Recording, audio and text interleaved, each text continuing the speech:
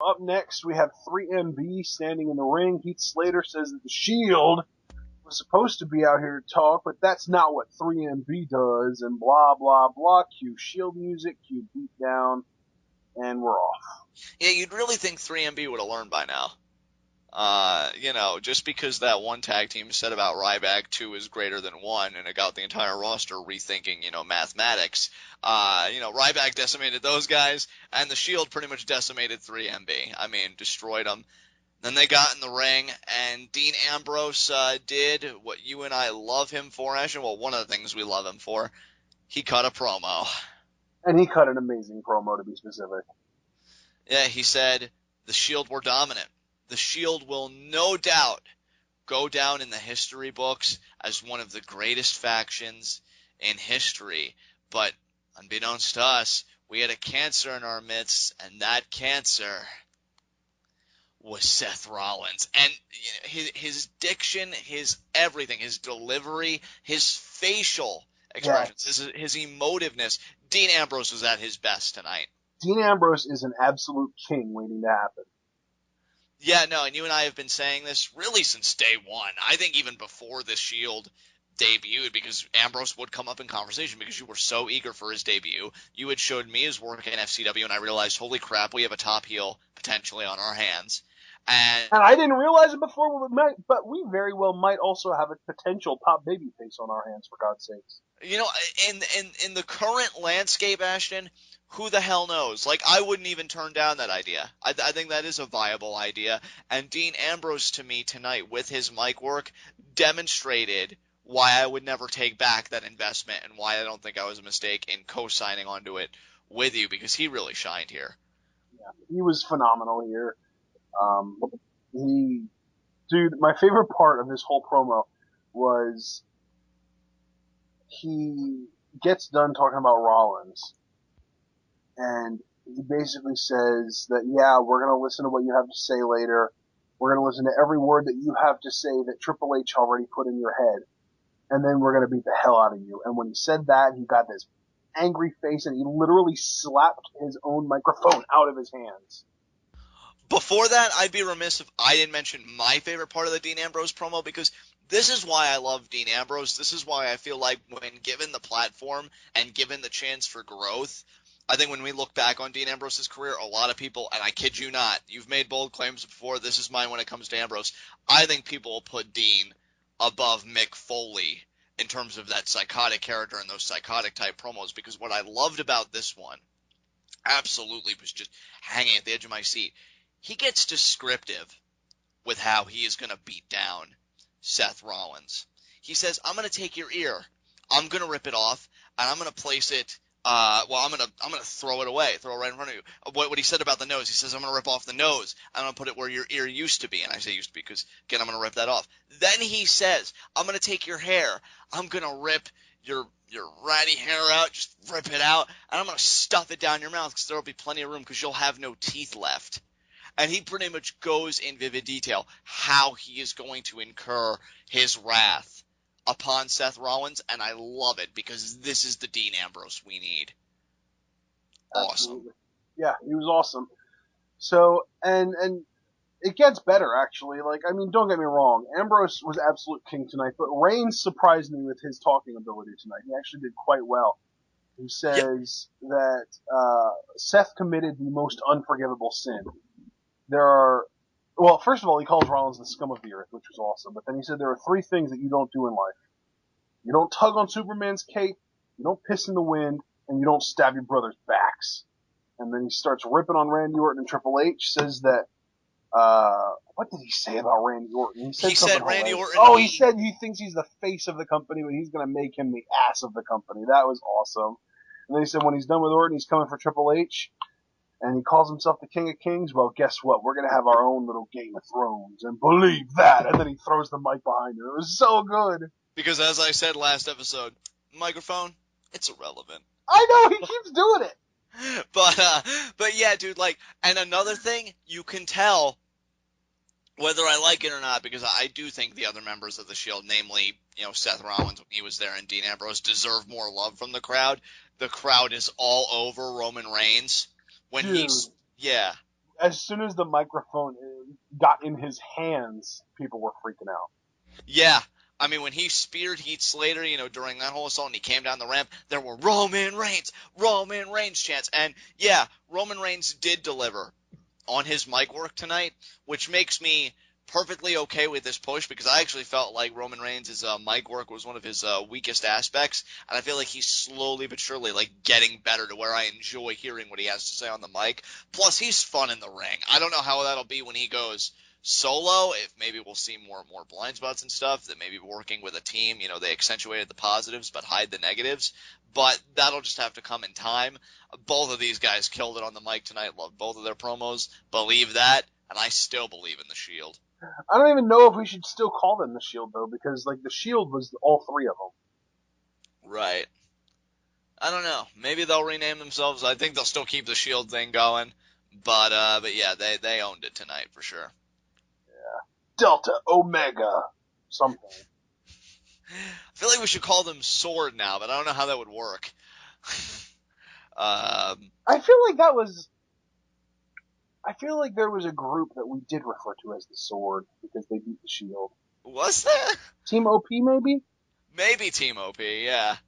I don't know. But regardless, awesome promo from these guys. And up next we had, speaking of the Usos, speaking of Team OP, the Usos versus the team of Fandango and John, say it. I didn't even catch it because I had a phone call at this point. I'm guessing it wasn't Damian Sandow, though, if you can't bring yourself to say it. Yeah, it was. Oh, it was. Well, that's good at least. At least not coming out by some weird name like he was when he came out as Vanilla Ice's, I guess, long-lost cousin or something a few weeks ago, and then the other ridiculous gimmicks in between that. But I'm not going to lie, because I can never lie to our loyal viewers here. I actually enjoyed this impersonation I of have to Sandow. ask, how could you enjoy it if you didn't even watch it? I did watch it. I just didn't have the sound up, so I didn't know like if they called him something other than Damian Sandow. That's why I Okay. asked. Well, see, and that's the thing. You enjoyed it, and you enjoyed it despite having missed the best part, which was commentary during this.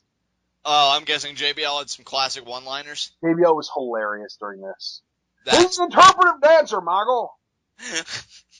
JBL saying things like that in that accent. I mean, it still doesn't. And then Lawler was just like, what the heck is he interpreting? And JBL was like, he's interpreting his feelings, Jerry. Or it might have even been Michael, but still, like, he's interpreting his feelings. It was just hilarious. Didn't we already establish that JBL would probably call Jerry Michael? It's like, oh man, this is great, Michael. Michael, you're Michael number 2. But, I call everybody Michael. Michael, you don't understand. It's a mental disorder, Michael. but I mean, just hearing JBL say that, I mean, that's why my favorite line from JBL was to Josh Matthews, like, don't say stuff like that, Josh. People think we do stuff together. Nobody likes you, Matthews. Go to the back. Literally nobody. But yeah, I mean, even though I didn't have sound and I couldn't hear the country, unfortunately, I'd be lying if I said I didn't like this one. I mean, yes, I still love Sandow as the intellectual savior. I wish he'd go back to that, or at least progress to something where it's like I could see a glimmer of light at the end of the tunnel. But yeah, this one actually genuinely made me laugh. It almost, and I'm not even kidding, it almost makes me wish that this was a legitimate thing. Fandango and Damian Sandow just committing to interpretive dance instead. And they start their own, I don't know, jazzercise club, or what's that other one? God, I can't think of it, but yeah, a Zumba, that's right. Something like that. It'd be ridiculous. But yeah, this is another thrown together team. It doesn't matter. LOL, Usos win. I mean, that's literally becoming a thing, isn't it? It should. And that was another thing that annoyed me. Like, why do the Usos compete ever on television? Contractual obligation, I guess, is what it all boils down to. Like, that's my thing though. Like, if you're gonna have the Usos on television, have them cut a promo. Have them hype up a match. I want a tag team title tournament. I want the number one contenders determined by a way other than beating the champions, for God's sakes. And I want to see a legitimate tag team take on the Usos. I am so freaking sick of the Usos competing every week in non-title matches that I've almost gotten to the point that I almost feel like they should lose one, just so that we don't have to constantly see them in non-title matches more. Like, I hate non-title matches in the first place, because to me, if you are the champions, guess what? You shouldn't be in any matches that aren't for the titles, because if somebody beats you, they should be the champions.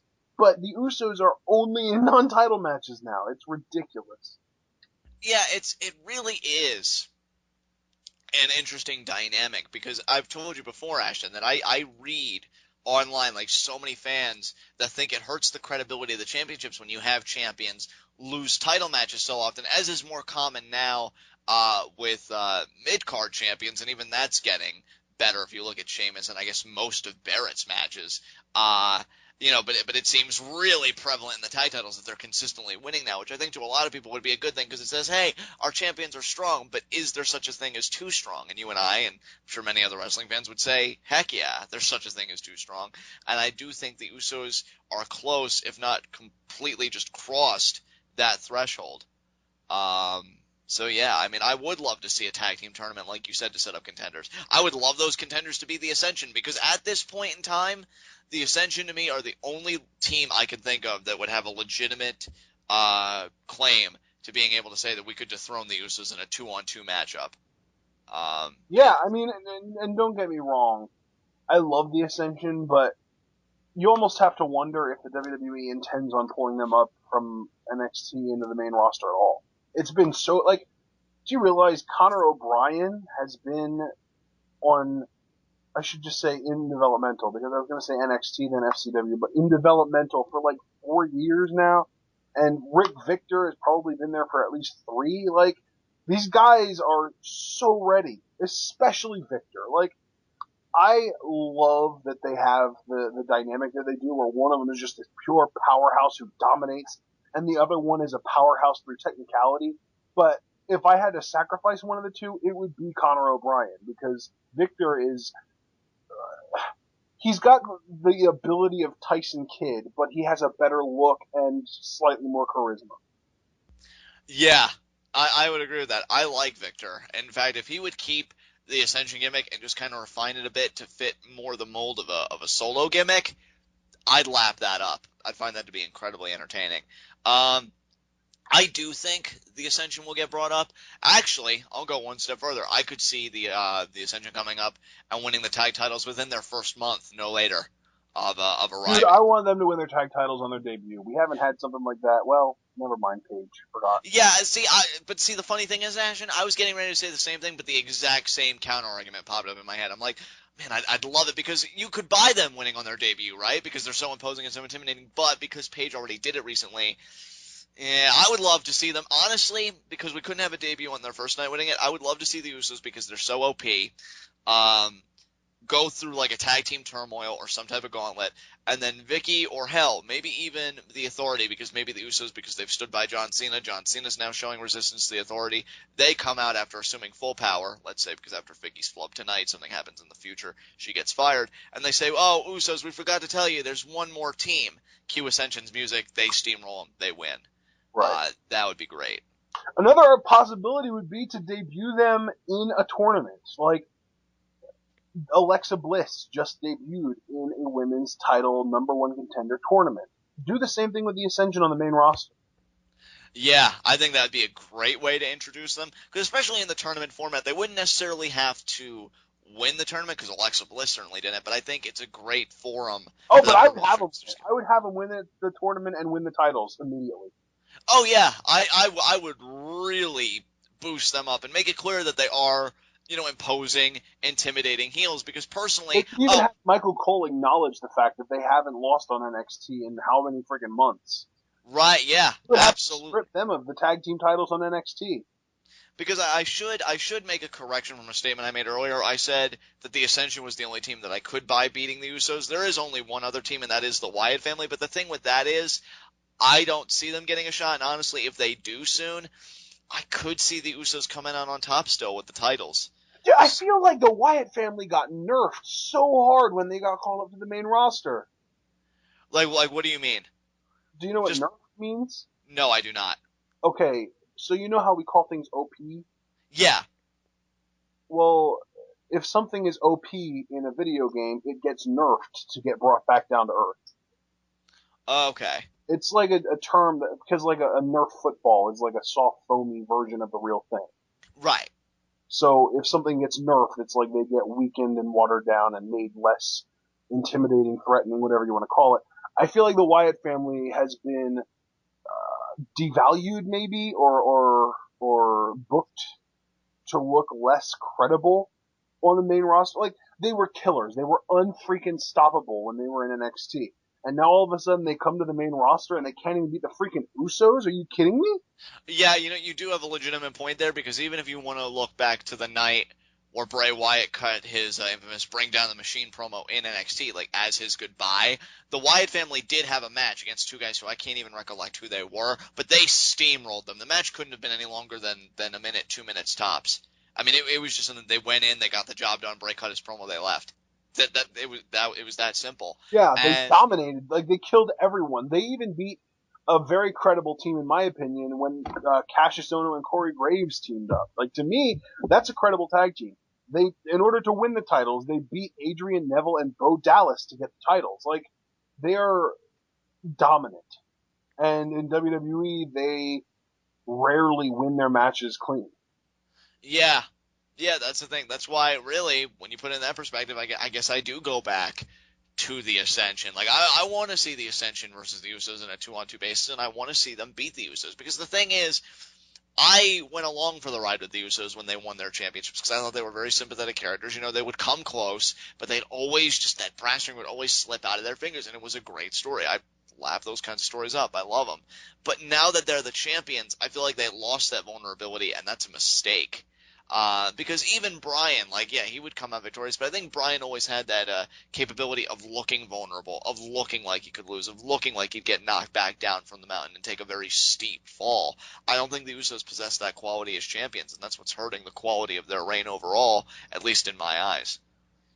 They either need to lose the titles or turn heel. Yeah, and I'd say, honestly, with their dominance right now, I'd say the heel turn is more likely at the moment. Sadly, I think you're right. All right, moving on. And What did we have next? even more sadly than that, it's slim to no chance of it actually happening. So. Yeah, exactly.